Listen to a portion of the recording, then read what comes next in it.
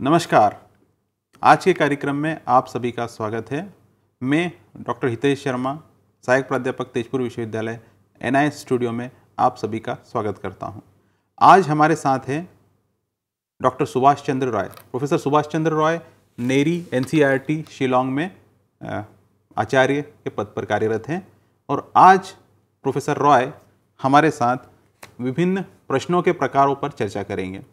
मैं प्रोफेसर रॉय का स्वागत करता हूं और प्रोफेसर रॉय से निवेदन करता हूं कि हमें बताएं कि विभिन्न प्रकार के या अलग अलग प्रकार के प्रश्न क्या होते हैं, कैसे होते हैं, इस पर प्रकाश डालें। प्रोफेसर रॉय।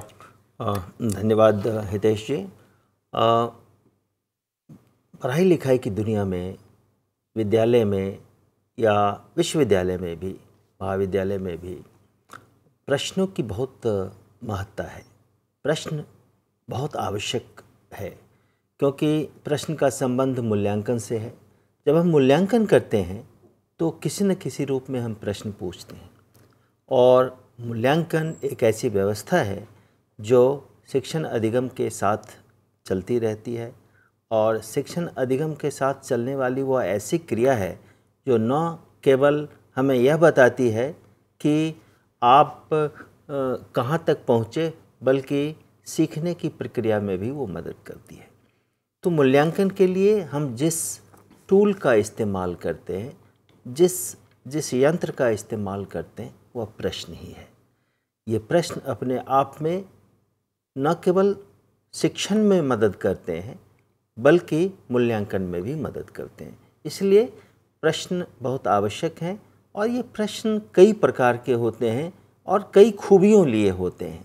इसलिए विभिन्न प्रकार के प्रश्नों को समझना, उनकी उपयोगिता को समझना, उनके उद्देश्य को समझना बहुत ही आवश्यक है, एक शिक्षक के लिए, एक छात्र के लिए भी, क्योंकि प्रश्न के हल ढूंढते ढूंढते सीखने का निर्माण हो जाता है।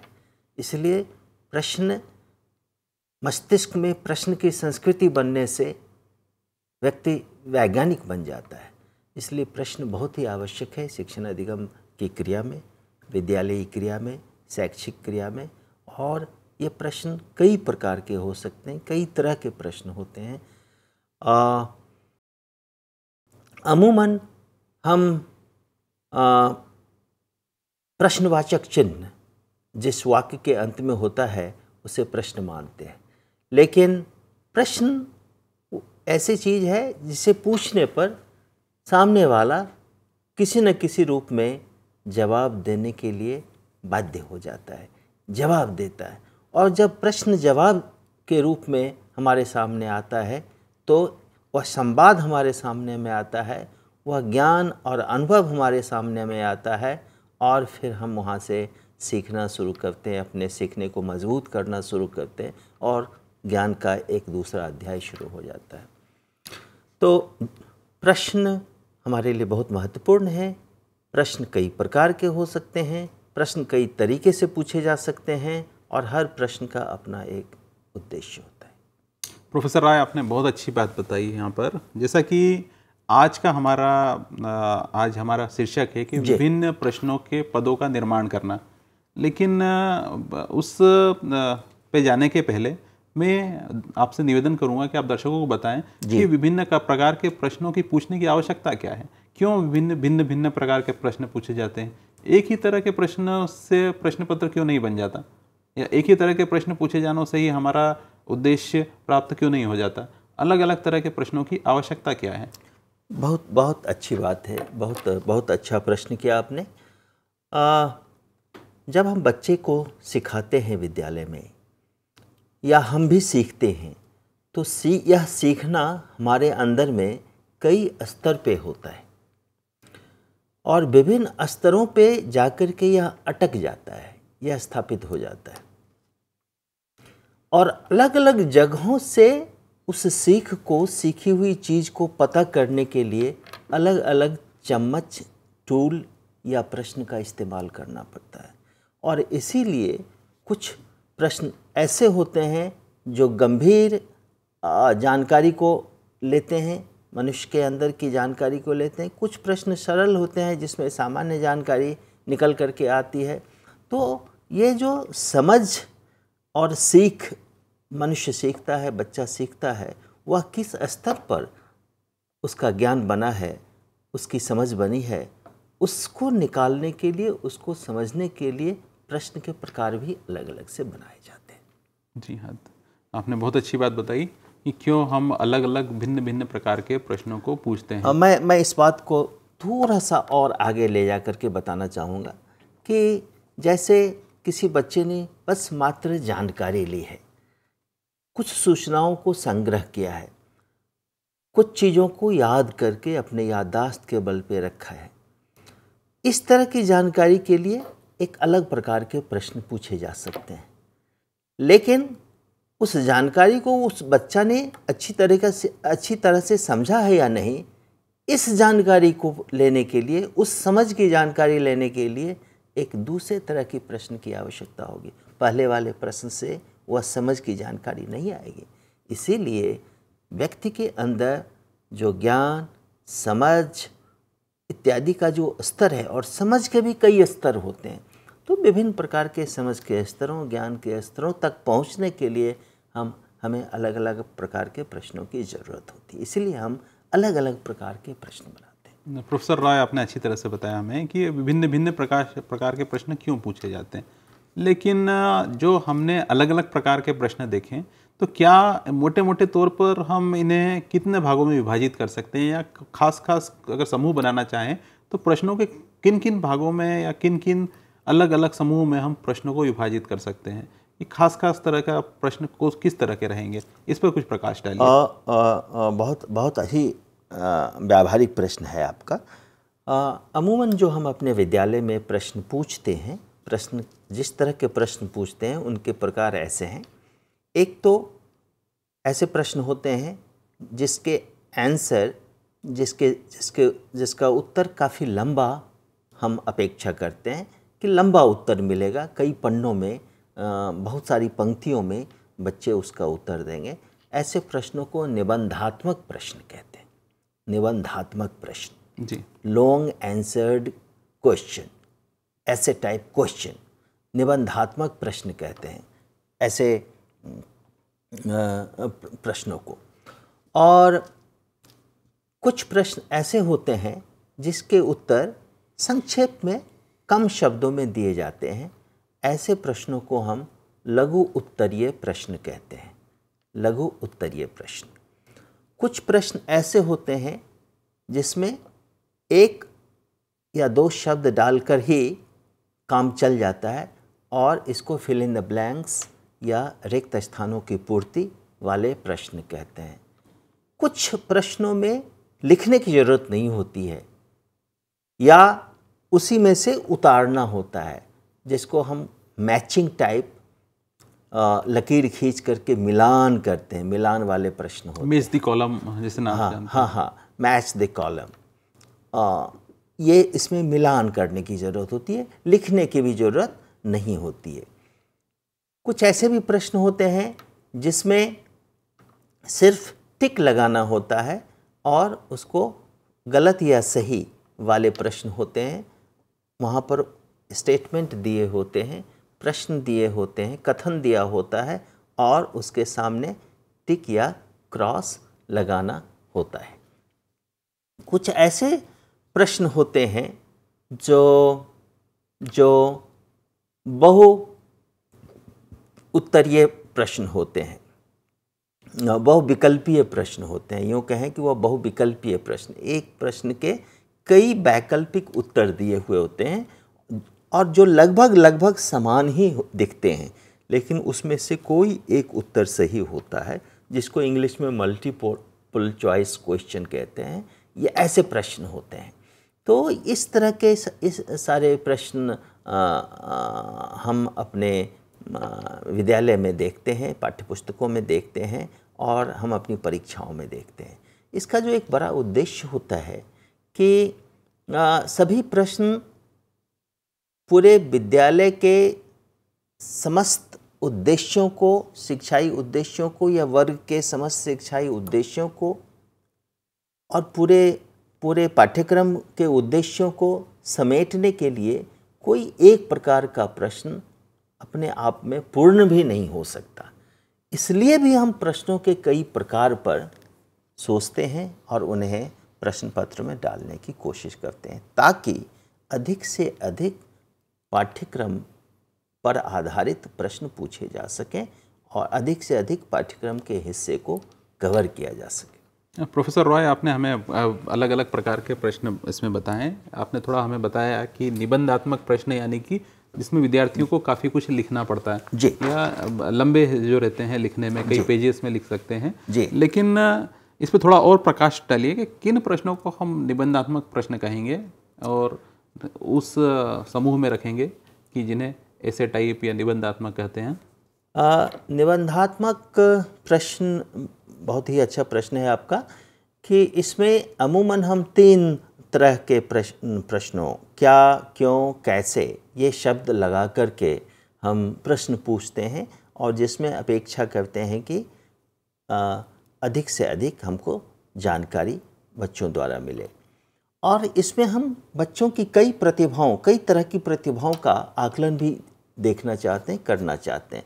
न केवल सूचना बच्चों ने क्या सीखा और कितनी सूचना बच्चों ने ली, प्राप्त करी है, जानकारी प्राप्त करी है, न केवल उसकी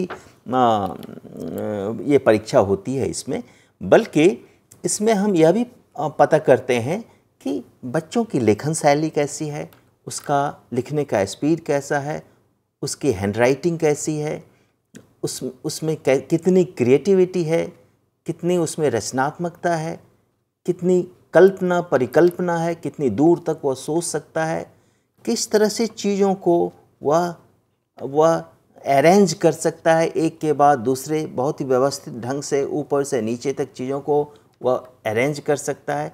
हम यह भी ऐसे प्रश्न में देखते हैं कि कैसे वह शब्दों का चयन कर सकता है, अच्छे अच्छे शब्दों का चयन कर सकता है, उसकी भाषा पर उसका कितना अधिकार है। और हम यह भी देखते हैं कि लिखते समय वह कैसे विश्लेषण करके, फिर वह संश्लेषण करके, फिर कैसे मूल्यांकन करके वह अपनी चीज़ों को आगे बढ़ाते हुए चलता है, उदाहरण देते हुए आगे चलता है और वह अपनी पूरी बात विस्तार से कलात्मक ढंग से लिखता है। यह निबंधात्मक प्रश्न में ही संभव है, जहाँ पर छात्र या व्यक्ति अपनी पूरी कला, अपनी सारी जानकारी को अच्छे से अच्छे रूप में वहाँ प्रस्तुत कर सकता है। और यह तब संभव है जब हम क्यों और कैसे वाले प्रश्न ज़्यादा पूछें। क्या वाले प्रश्न पूछने से सिर्फ जानकारी हासिल होगी, क्यों और कैसे वाले प्रश्न पूछने से जो जवाब आएगा उस जवाब में हमें ज़्यादा उनकी तार्किक और उनके अंदर की प्रतिभा दिखाई देगी। जी हाँ, आपने काफ़ी अच्छी तरह से हमें बताया कि किस तरह से निबंधात्मक प्रश्नों में तो हम ये कह सकते हैं कि जो बड़े रहते हैं, वर्णन करने वाले हैं, क्यों और कैसे वाले प्रश्न हैं जिसमें कि व्याख्या करनी पड़ती है, हम उन्हें निबंधात्मक प्रश्नों की श्रेणी में रख सकते हैं। प्रोफेसर राय, निबंधात्मक प्रश्नों के बाद आपने अलग तरह के एक प्रश्न हमें बताए जो कि लघु उत्तरीय प्रश्न रहते हैं। तो लघु उत्तरीय प्रश्नों का क्या महत्व है, ये हमें क्यों पूछे जाते हैं परीक्षा में? लघु उत्तरीय प्रश्न वैसे प्रश्न होते हैं जब हमें आवश्यकता होती है कि हम यह समझें कि बच्चों ने अवधारणा को सीखा या नहीं सीखा, बच्चों के अंदर कॉन्सेप्ट की परिभाषा है या नहीं है। इस तरह के छोटी छोटी चीज़ें जिसमें संक्षेप में वह स्पष्ट कर सके अपने ज्ञान, अपने सीखी हुई चीज़ को एक परिभाषा के रूप में, कुछ बिंदु के रूप में, अपनी समझ को 2-4 पंक्तियों में व्यक्त कर सके, कुछ शब्द में व्यक्त कर सके। ऐसे चीज़ों को लाने के लिए हम लघु उत्तरीय प्रश्न पूछते हैं।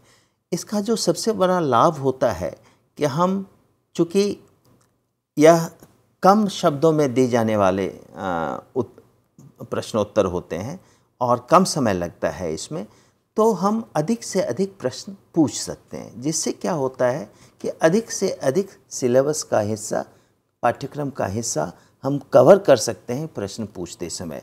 और यह उचित भी है, जैसा कि आप जानते हैं कि जब हम प्रश्न बनाते हैं तो हम कोशिश करते हैं कि पाठ्यक्रम के पूरे हिस्से से प्रश्न बने, ताकि बच्चे पाठ्यक्रम को पूरी तरह से तैयार होकर के परीक्षा दें और अपना जवाब लिखें। तो लघु उत्तरीय प्रश्न हमें ये आज़ादी देती है कि हम पाठ्यक्रम के हर हिस्से को छू सकें, जो कि निबंधात्मक प्रश्न में वो आज़ादी नहीं रह जाती है, क्योंकि वो प्रश्न बड़े होते हैं और कुछ ही चैप्टर्स में वो सिमट के रह जाते हैं।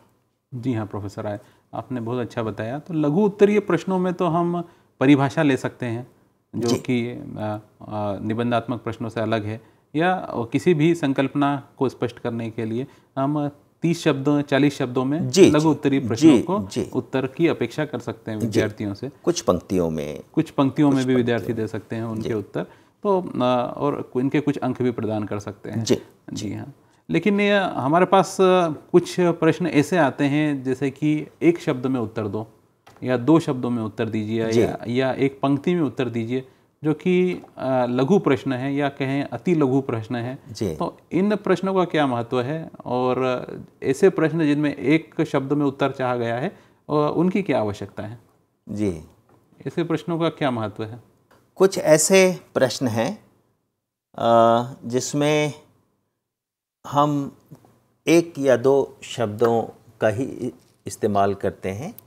ऐसे प्रश्न वो होते हैं जो प्रायः रिक्त स्थानों की पूर्ति वाले प्रश्न होते हैं।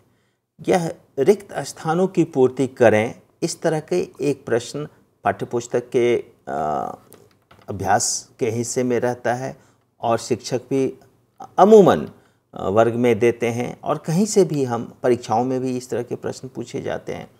तो इस प्रश्न का क्या महत्व है?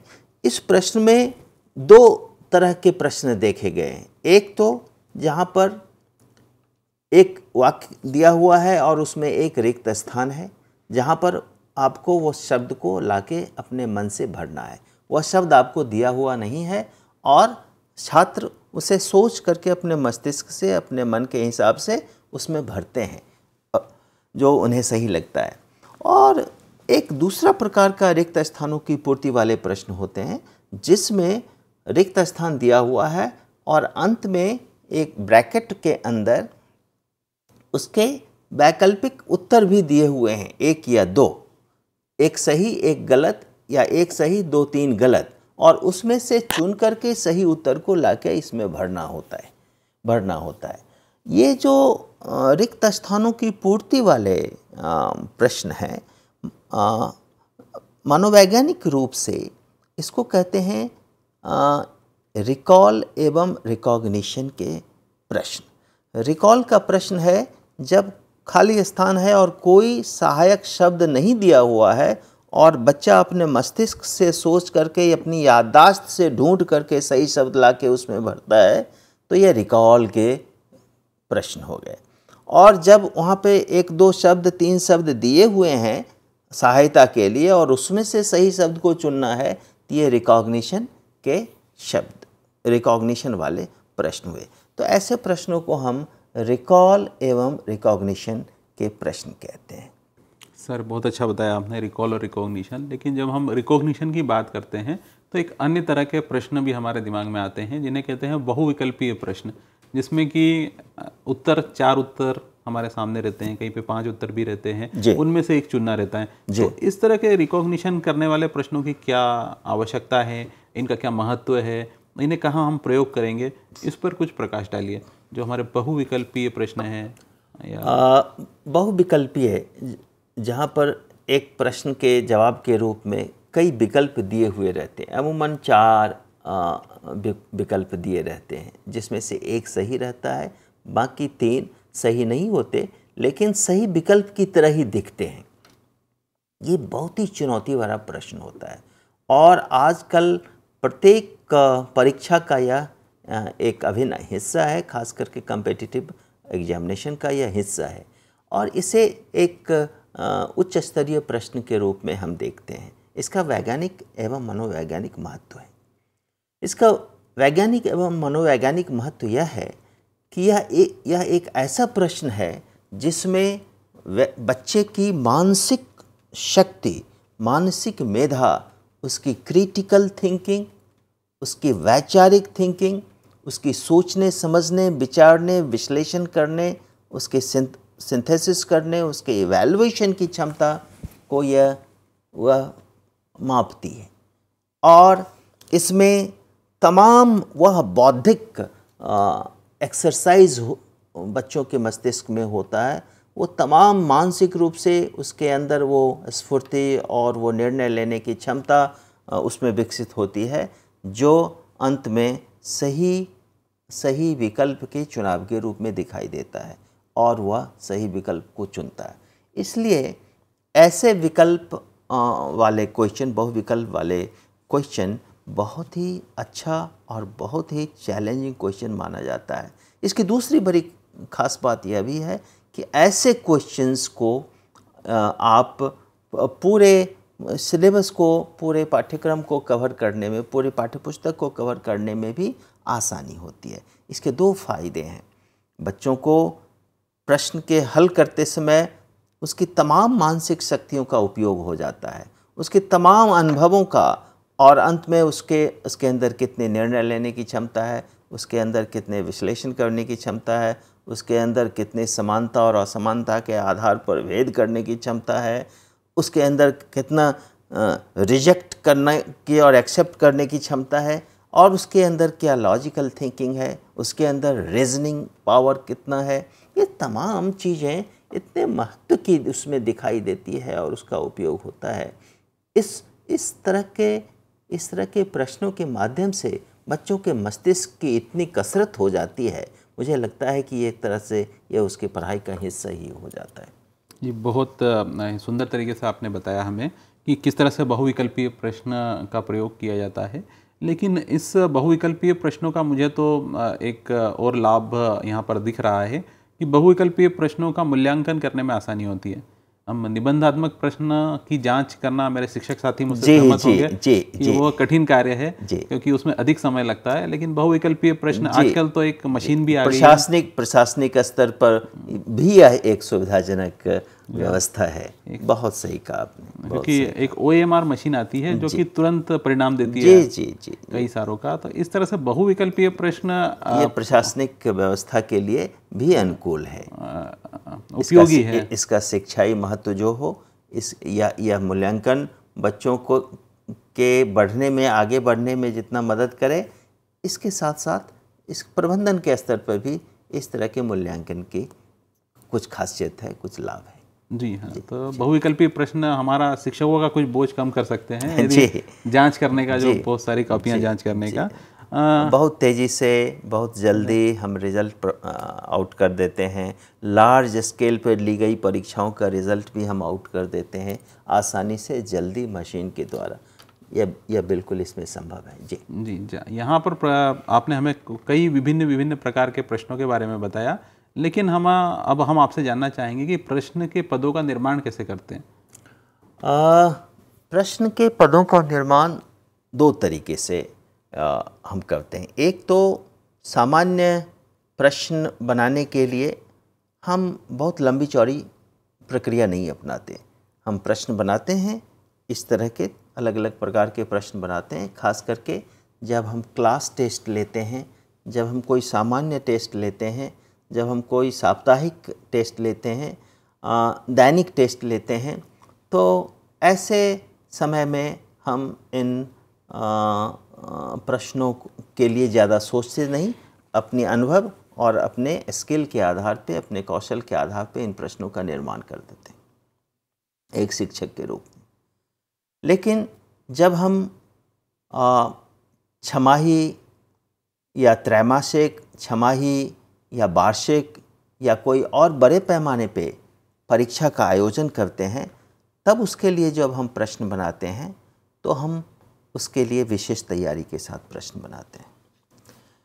प्रश्न बनाने की प्रक्रिया एक मनोवैज्ञानिक और शैक्षिक प्रक्रिया है, यह बिल्कुल टेक्निकल प्रक्रिया है इसका निर्माण करना।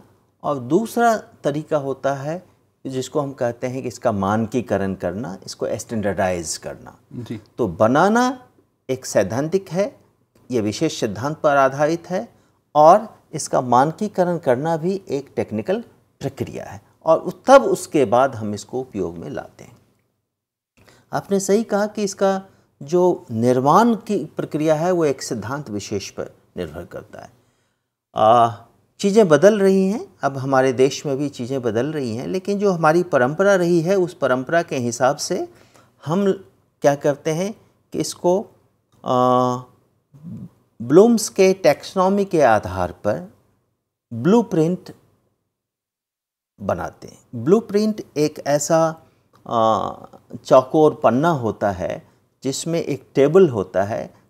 ब्लूप्रिंट एक टेबल है, एक टेबलर फॉर्म में एक हम शीट तैयार करते हैं जिसमें हम अपने लक्ष्य के हिसाब से और प्रश्न के प्रकार के हिसाब से और उनके वेटेज के हिसाब से 3 चीज़ें उसमें परिलक्षित होती हैं। हमारा लक्ष्य क्या है, हम क्या मापने जा रहे हैं, प्रश्न के प्रकार क्या होंगे, क्या हैं, और प्रश्नों के और लक्ष्य के हिसाब से प्रश्नों के वेटेज क्या है। ये 3 चीज़ें उसमें हम परिलक्षित करते हैं।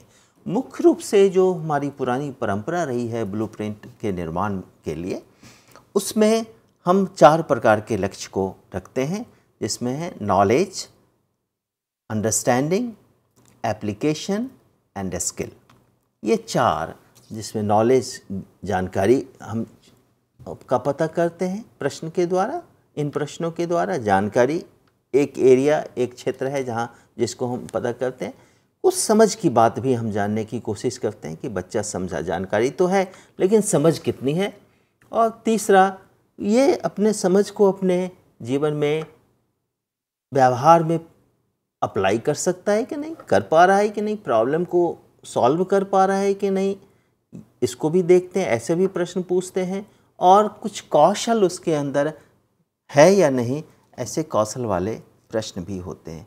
और जैसा कि मैंने आपको अभी बताया कि निबंधात्मक प्रश्न, बहुविकल्पीय बहुउत्तरीय प्रश्न, लघु उत्तरीय प्रश्न, रिक्त स्थान, मैचिंग, ट्रू फॉल्स इत्यादि रिकॉग्निशन एंड रिकॉल वाले प्रश्न होते हैं। और फिर रीजनिंग वाले प्रश्न होते हैं। या ये सारे प्रश्नों के टाइप दिए रहते हैं और किस प्रश्न को कितना वेटेज हो, इसको उसमें हम सजाते हैं। इसी का नाम है ब्लूप्रिंट। एक बार जब यह तैयार हो जाता है संतुलित रूप से, तब इसके हिसाब से हम प्रश्न बनाना शुरू करते हैं। तब जो प्रश्न बनता है वह एक तरह से बिल्कुल संतुलित प्रश्नों की सूची होती है, प्रश्नावली होती है।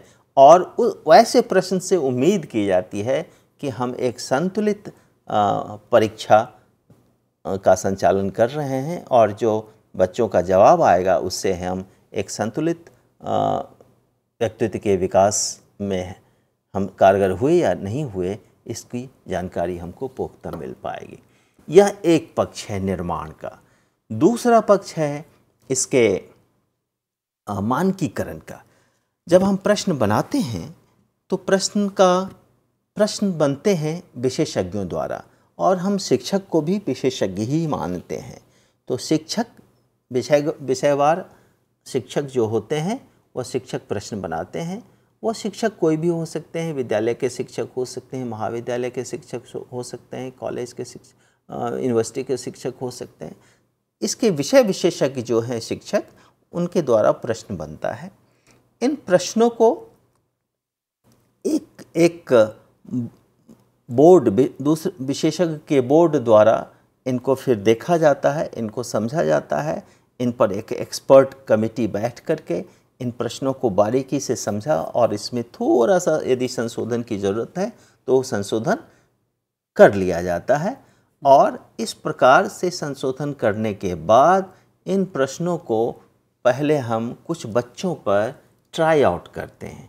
उसी प्रकार के बच्चों पर जिन पर परीक्षा होनी है उस पर हम ट्राई आउट करते हैं।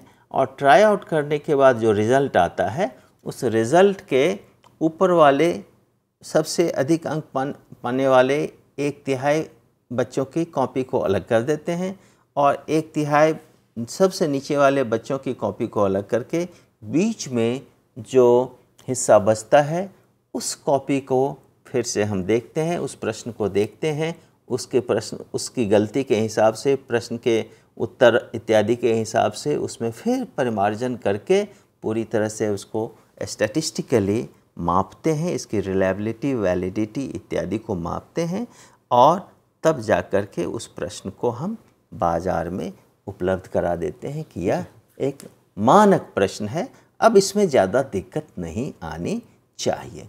इसके साथ साथ परीक्षाओं में इस बात का भी ध्यान रखते हैं कि बहुत सारे प्रश्न रिपीट ना हो, बहुत सारे प्रश्न बच्चों के कोर्स के बाहर के ना हो, इत्यादि व्यावहारिक दिक्कतों को भी ध्यान में रख करके प्रश्न पूछे जाते हैं, लेकिन सैद्धांतिक रूप से हम इन तमाम बातों का ध्यान रखते हैं। साथियों, आज हमने प्रोफेसर रॉय को सुना। प्रोफेसर रॉय को धन्यवाद देने के साथ साथ मैं अपने सभी दर्शकों को भी धन्यवाद देना चाहूँगा, हमें ध्यानपूर्वक, धैर्यपूर्वक हमारी चर्चा को सुनने के लिए, तथा मैं यहीं से आपको विदा लेना चाहूँगा। अगले चर्चा में हम फिर मिलेंगे किसी नए विषय के साथ। धन्यवाद।